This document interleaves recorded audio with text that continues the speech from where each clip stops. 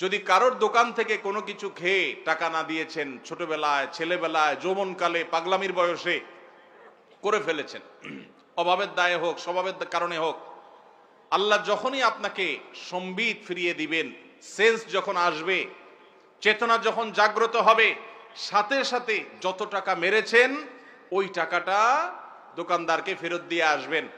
যদি স্বীকার করতে লজ্জা লাগে, স্বীকার করার দরকার নেই, দোকানদারকে বলেন যে টাকাটা আপনি পাবেন, যেভাবে হোক রেখে দেন, অথবা যে কোনো ভাবে দোকানদারের ক্যাশে টাকা আপনি দিয়ে দেন, বাস দায়মুক্ত হয়ে যাবেন। আর যদি না দেন তাহলে কিয়ামতের ময়দানে এই দোকানদার আপনার সামনে দাঁড়ায় যাবে।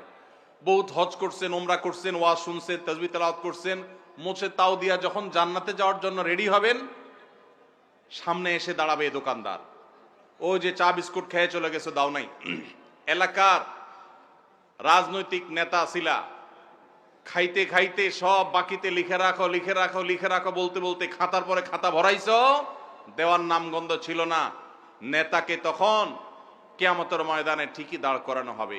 এই নেতা বুড়ো বয়সে হাজী সাহেব হয়ে গেছে, মসজিদ কমিটির সভাপতি সেক্রেটারি হয়ে গেছে, অনেক বেশি আমলদার হুজুর হয়ে গেছে, হজ উমরা ইতিকাফ বাইতুল্লাহ গিয়া নিয়মিত করে, দাড়ি শুভ্র সাদা হয়ে গেছে, কানতে কানতে দোয়া চোখের পানি ফেলে ভাষায় ভরা ফেলে, 2 পয়সার কোনো লাভ নাই। সমস্ত উলামা ইকরাম একমত, বান্দার হক যদি সে নষ্ট করে থাকে কিয়ামতের ময়দানে তাকে জবাবদিহি করতে হবে।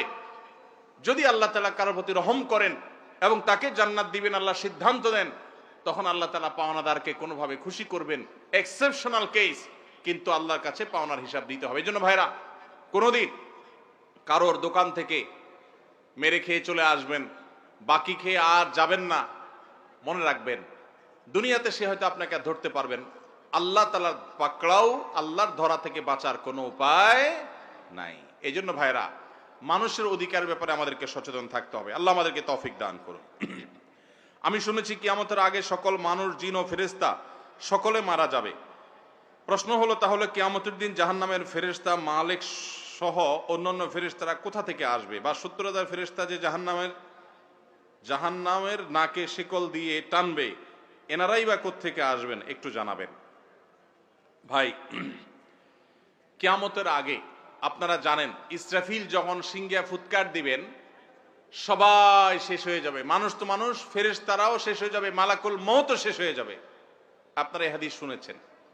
এখন প্রশ্নকর্তার প্রশ্ন হলো, সবাই যখন মারাই গেছে, তাহলে কিয়ামতের ময়দানে যে বিভিন্ন ফেরেশতাদের দায়িত্ব বন্টন হবে, দায়িত্ব পালনের কথা হাদিসে বলা হয়েছে, তারা তো মারাই গেছে, আবার তারা কোত্থেকে আসবে? এর উত্তর হলো, আল্লাহ রাব্বুল আলামিন আবার সবাইকে জীবিত করবেন, মানুষ সহ সকল ফেরেশতা, সকল মানুষ। সেই পৃথিবীর প্রথম মানুষ আদম আলাইহিস সালাম থেকে নিয়ে কিয়ামত পর্যন্ত যতজন মারা গেছে, আল্লাহর এক আদেশে আবার সবাই জীবিত হয়ে উঠবে। এর নামই তো হাসর।